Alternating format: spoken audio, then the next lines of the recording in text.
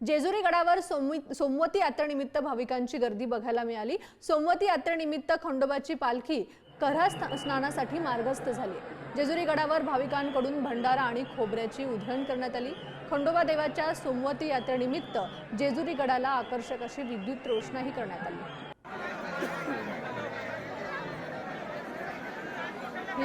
जेजुरी गडावरची दृश्य आपण बघू शकतो। यात्रेनिमित्त भाविकांनी मोठी गर्दी केली आहे।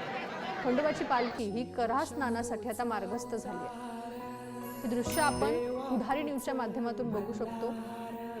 भंडाऱ्याची उधळण करत सोमवती यात्रेनिमित्त भाविकांनी जेजुरी गडावर गर्दी केली। ड्रोनच्या माध्यमातून दृश्य आपण बघू शकतो।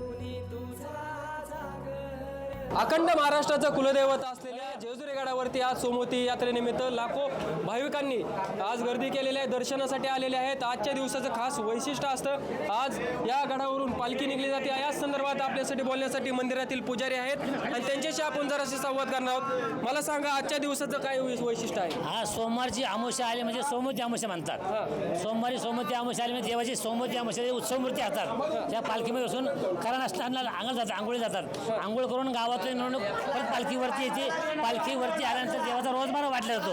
रोजबार म्हणजे धान्य असतं, देवाचा पगार असतो। हा देवाचा उत्सव आता ह्या वर्षात सोमवती एकच एवढीच आहे।